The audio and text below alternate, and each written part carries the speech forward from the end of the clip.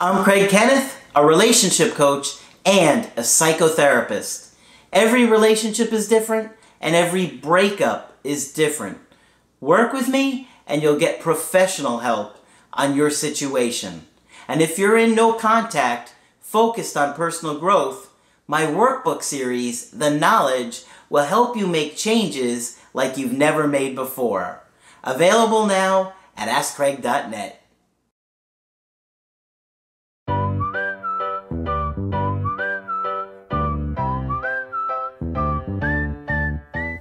Hi there, I'm Coach Craig Kenneth. I'm Coach Margaret. And I'm Coach Victoria. And today we're going to be talking about intimacy. Intimacy is a really important part of a connection. And if you don't have it, you're going to have some real struggles. So Margaret is going to share some great information. So what do we want? Intimacy. When do we want it? Now. Later. He's avoidant, you can tell already. I'm being the avoidant. Why do we want it? Because we're born totally helpless and dependent on our caregivers. We are wired, made, shaped, designed by evolution for the connection we develop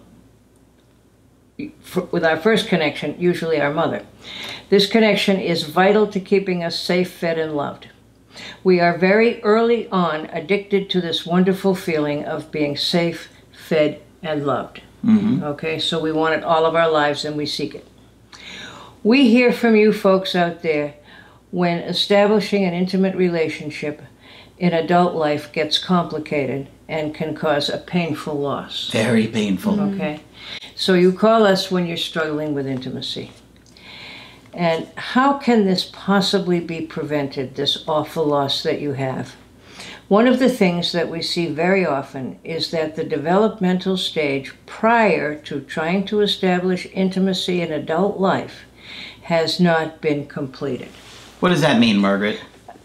If you let me go on for just a minute, I think I'll explain it, and then if you still have a question, you ask me. All right. I'll repeat it. All right? Developmental stages for human beings was originally talked about in this country by a German immigrant fleeing World War II named Erik Erikson. You may have heard of him. He's quite famous. He described the... Ironically, his father's name was Erik Erikson. Now, was his father's name Erik, and then the son was Erik Erikson, and then it's Erikson, Erikson, son? It's Maybe. little... It's Maybe you little, add a son each time you have a son. It's little wonder that Erik Erikson was concerned about establishing your own identity, since I think they were all named Erik Erikson. Hi, I'm Erik, and this is Erik Erikson. And I'm Erik this Erikson's son. So I see why the man was into identity. He described the human life cycle as consisting of 8 different growth stages. We are going to concern ourselves today with 2 of these. Okay. Stage number 5 is identity versus role confusion. And that goes from age 12 to 18, when your task is to begin to figure out what your identity is. Who are you? Who are you in yourself? Who are you in your family? Who are you in the world? That's when you begin to ask those questions. Stage 6 is intimacy versus isolation. And the point of what I want to talk about today is what happens.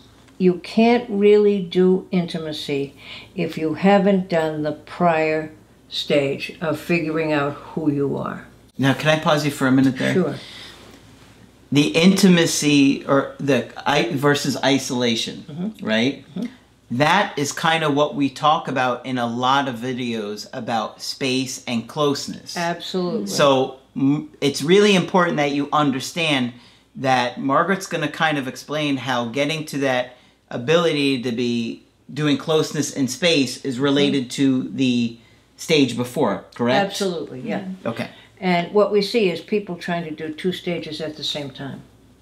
And it's extremely difficult and confusing. And maybe you'll have some examples? I certainly will. Oh, it's going to be good. Stay tuned.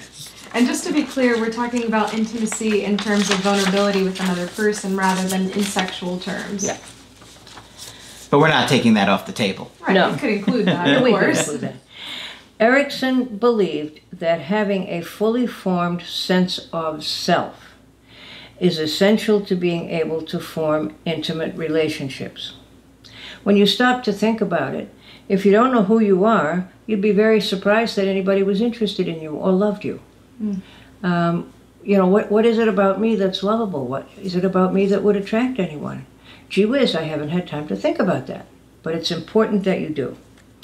We often see couples who are stuck because they are trying to do both developmental stages at the same time. How does that happen? Well, you could be, you know, anywhere from 18 on and be in a relationship. But remember that the task of adolescence is to begin to think about who you are, what you like, what you want in life, what you believe, what you think about different things. And getting into a relationship at that time, which often happens, can be confusing. And if you haven't completed the task of at least doing the basics of who you are and what you like and what you think, then you can get very confused. And how often do we hear, the relationship was going really well, and then the man or the woman began to distance, and then said, well, I'm unsure. I don't know if I want to be in a relationship right now. I don't know what I think about this relationship. I just don't know. I'm really confused and I need some space. How often do we hear that? Almost daily, right? Yeah. And that means that you haven't completed that other stage. Now, you don't have to have completed it, but you have to at least have done some really basic work, okay? And it's possible to grow together with a partner, but you have to be fairly secure to do that, okay? And you often get a case where somebody is very much advanced in that job, maybe living on their own, may have a job, may be functioning as an adult. And there may be a younger person involved who really hasn't had time to think about anything and really hasn't separated much from their family. And you know, the other thing that we've heard a lot about lately is partners saying, I don't want a relationship with you right now, but perhaps in the future. So is that alluding to the fact that eventually I'll get to that stage? You're right. You're right, Coach Victoria, absolutely. And, you know, what does the other person do? Put their life on hold? But that probably is exactly what they're saying. I don't have it together enough quite now, but yes, give me some time and some space and I might get it straightened out. Very good point. Yeah, and you often really struggle at that point. And I would say that maybe even the person that's been broken up with has not really got to that sixth stage to say, then have that space. Yeah, take the space and figure out what you need to figure out. And so that's why the person that's more secure would be able to handle that without completely losing emotional self-control. Absolutely. And like I say, it is possible to grow together. But here's the difficulty, that most of the time when somebody we're really close to starts to change, okay, usually it feels threatening to us. Like, what if they change and they decide they don't love me anymore? So that we tend to oppose change in each other when sometimes we should simply go with it and encourage our partner to explore their own thoughts and feelings. And chances are they're not going to leave you in the process if you're encouraging them to grow. The other thing that I'm thinking is that if somebody had a trauma in their life, I would think it would keep them really stuck. Absolutely right. And when we talk about actually doing the work of figuring out who you are, you have to take that into consideration, okay? It may make it more difficult to trust. People don't like to lay that story on other people because it's ugly and hard to hear. It can absolutely contribute to being stuck. Yeah. But as Coach Victoria said earlier, we're impressed at how many people have shared that with their partner, or at least have begun to. And the partner makes every effort to understand. Okay? So we're very impressed with people's ability to do that. But all of those things need to be taken into consideration before you can really make a commitment that makes sense. The other thing that I'm also thinking is if somebody in the identity versus confusion stage gets into a relationship, perhaps they make that relationship part of their identity. Indeed, sure. But most people are coming out, if you're young, most people are coming out of being extremely identified with their family, and it's very difficult. It's a huge job, and we don't expect everybody to do it on time. The classic ages are 12 to 19, or 12 to 18, when you begin to really figure out at least a working identity in this world. And two of the biggest things you have to figure out is what about religious matters? If you grew up in a very religious family, it can be very tricky. What do you think about religion and politics? The same, all the things they say you should never discuss. Yeah. Okay? But those are big things in life. And how you see rearing children, that's huge. Okay? So you have to have at least begun to think about those things. And it's not easy. It is a lifetime process, and I can vouch for that, since I've lived at least one lifetime. One. Or several. So I'm going to go on further about that as we go on. Were the stages clear?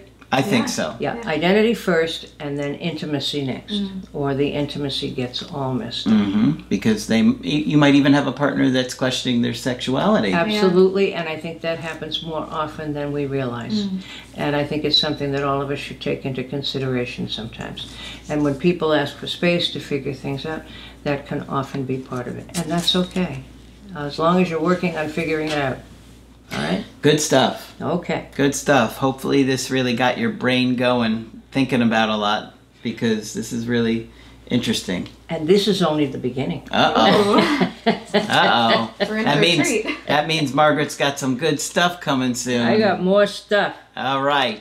Leave a comment. Let us know if you like the topic or your thoughts on the situation.